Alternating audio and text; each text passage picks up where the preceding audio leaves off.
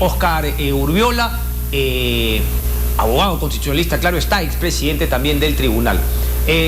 Doctor Urbiola, muy buenas tardes, muy buenos días, perdón, gracias por atendernos. Cristian, muy buenos días.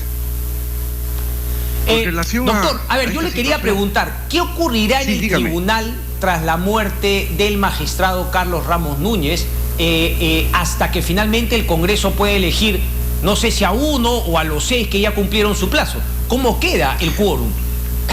Bueno, en principio es muy lamentable la temprana partida del doctor Carlos Ramos Núñez, en realidad un magistrado a pesar de no tener una avanzada edad, con una larga trayectoria, sobre todo académica y en la historia del derecho, ha sido un autor de muchas obras que ha volcado a través de distintas universidades hacia la juventud. Por lo tanto, tenemos que expresar, antes de poder contestar a su pregunta, nuestras más sentidas condolencias a su familia.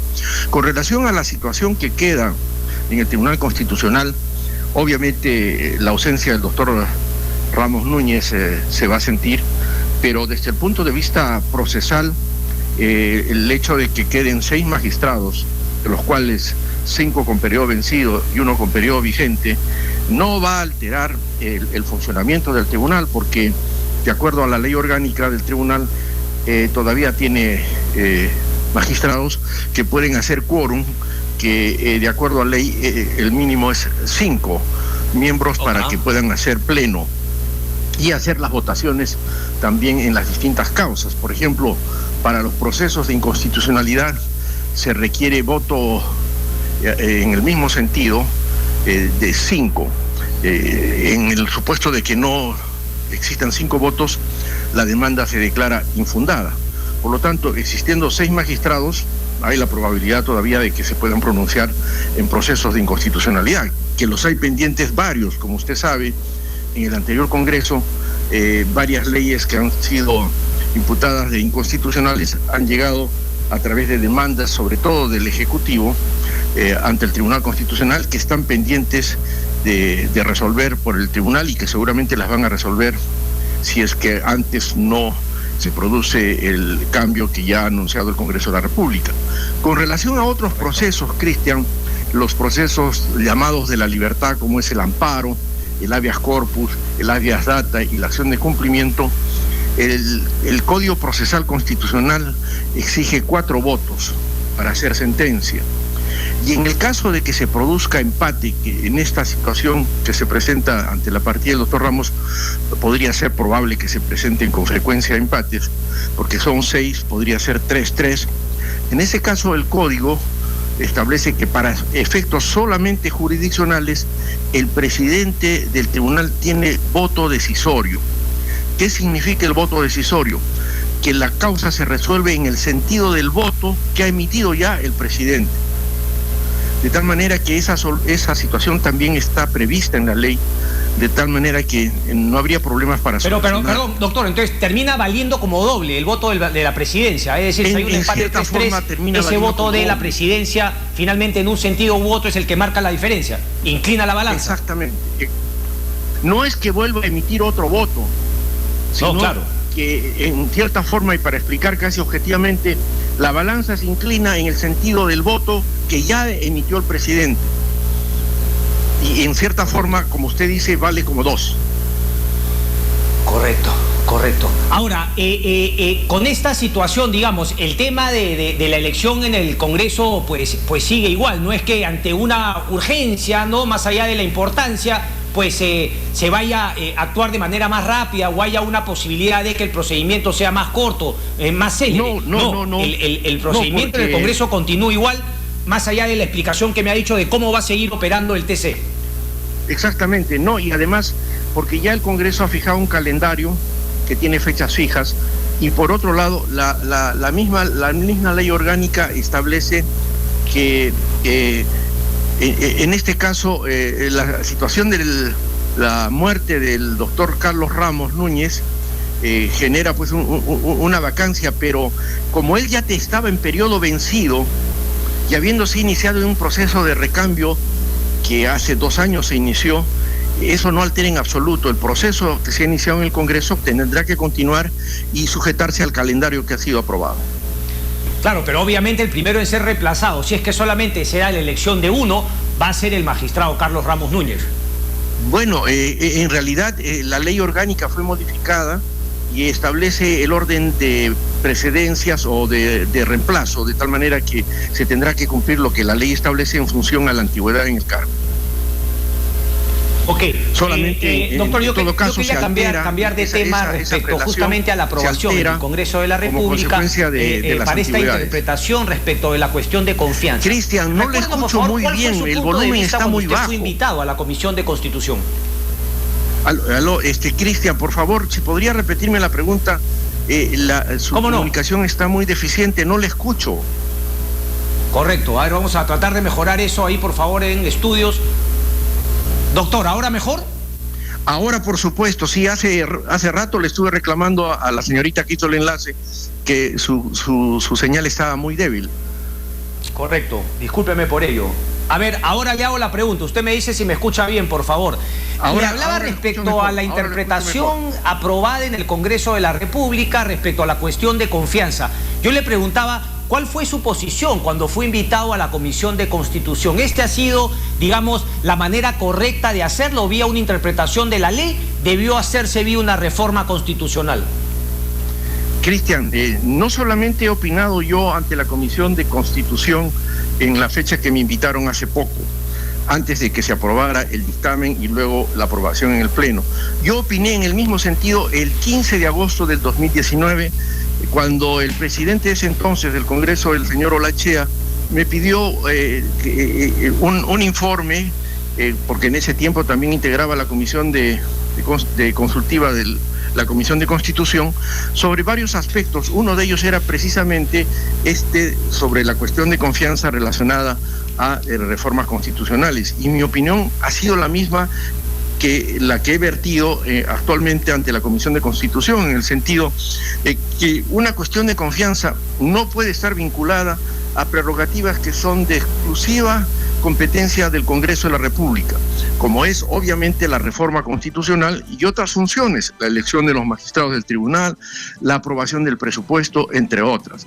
Esto en una interpretación obviamente sistemática. Lo que no puede hacer el Ejecutivo, que es reformar la Constitución, que solo se limita a la posibilidad de presentar iniciativas de reforma, más no hacer las reformas en realidad, y presentar una cuestión de confianza bajo la condición de que se apruebe una reforma constitucional en los términos que ha planteado el Ejecutivo, es prácticamente invadir competencias del Congreso de la República. Eso en primer lugar. Y en segundo lugar, el Congreso de la República, de acuerdo al artículo 102, tiene la facultad de promulgar leyes e interpretarlas.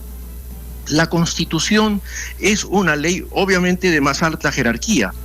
Y adicionalmente a esto, cuando el Congreso legisla, si el Congreso da una ley que no concuerda con la Constitución, obviamente esa ley, así no sea interpretativa, es inconstitucional.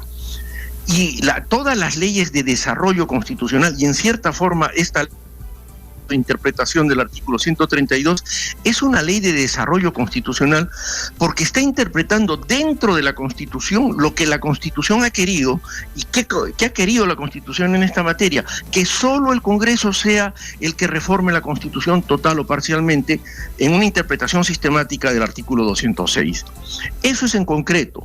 De tal manera, cuando dicen el Congreso no puede interpretar, el Congreso cuando da leyes interpreta la Constitución, y si no la interpreta correctamente, esa ley es inconstitucional. De tal manera que esta ley, en el supuesto como yo lo niego, manifiestan algunos otros en el sentido de que el Congreso no puede interpretar y que esa interpretación que ha hecho es inconstitucional.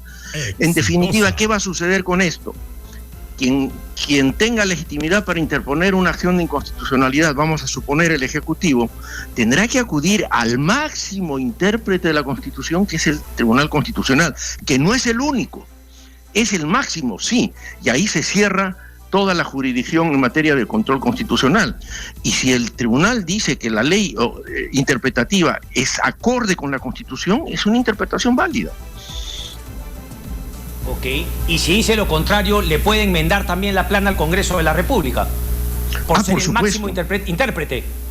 Exactamente, para eso está, y esa es su función. Ese es el juego democrático que está establecido en la Constitución. Correcto.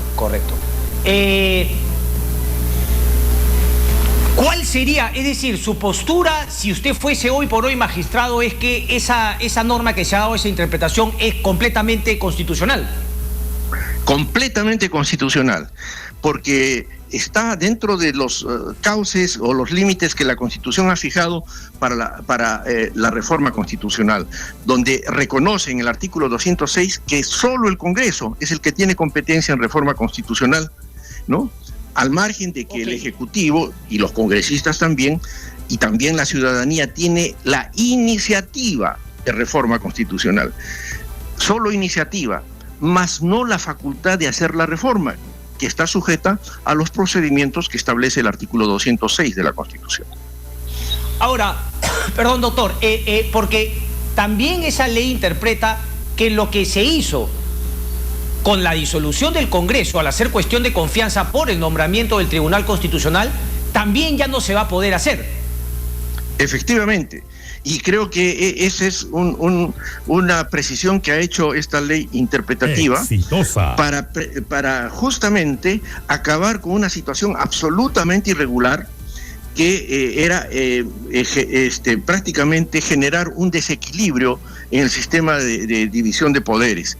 Cuando en la gestión del señor Vizcarra hace una interpretación fáctica de una negativa de confianza, lo que generó no solamente es transgredir la Constitución, sino generar un desequilibrio en el sistema de pesos y contrapesos, ¿no? Que altera precisamente el orden constitucional, dejando una ventana abierta para que en cualquier momento, bajo esa interpretación, se pueda nuevamente interpretar de que ha habido una negativa de confianza y obviamente la posibilidad de disolver el Congreso. Eso genera doctor, pero realmente mucha gente, incertidumbre. digamos, no apologética de Martín Vizcarra y quizá de este gobierno dice, no, se está desequilibrando, se está rompiendo el equilibrio de poderes entre el Congreso y el Ejecutivo. Usted más bien lo que me dice es que se rompió con Vizcarra porque había pues un grupo de aúlicos, ¿no?, de Martín Vizcarra y le aplaudían todo lo que hacía, y más bien ante el abuso, la mala interpretación que se hizo durante el gobierno de Vizcarra, pues simplemente ha habido la necesidad de aclarar el tema, y no es que se esté rompiendo el equilibrio, sino que más bien se está volviendo al equilibrio que había sido roto anteriormente. ¿Esa es su postura, doctor? Efectivamente, Cristian, usted lo ha dicho, tal cual. Lo que se ha hecho es restablecer digamos, ese equilibrio de poderes que lamentablemente fue alterado cuando se decidió interpretar que fácticamente se había negado una cuestión de confianza, montando todo un aparato histriónico, incluso con una estrella del teatro, que lamentablemente era digno de otra causa y no de esa alteración constitucional. Ya sabe a quién me refiero, y yo le tengo mucho respeto, pero yo considero que ese personaje era digno de otra causa porque su actuación en esa oportunidad en el Congreso fue histriónica, magistral, pero no ajustada a la Constitución. Ok, ahora, doctor, un segundo. Lo que queda claro es que es la misma composición, salvo la salida de Carlos Ramos Núñez, que además va a ser interpretada, su voto va a ser prácticamente tomado cuando haya un empate por la magistrada Marianela Ledesma. Es decir, lo que se va a votar está encantado, porque sería ir contra lo que ellos votaron en el 2019 respecto a la disolución. Bueno, respecto a muchos interpretan que el tribunal ha convalidado. No es cierto, el Tribunal Constitucional no ha convalidado, ha dicho de que la cuestión de confianza está establecida de manera abierta, nada más. Pero sobre la interpretación fáctica, en realidad lo que ha hecho el Tribunal Constitucional es revertir las cosas en función a que, preveyendo las consecuencias negativas que hubiese significado restablecer ese Congreso, era mucho más peligroso para el sistema democrático. Por lo tanto, ahí prácticamente ha guardado silencio.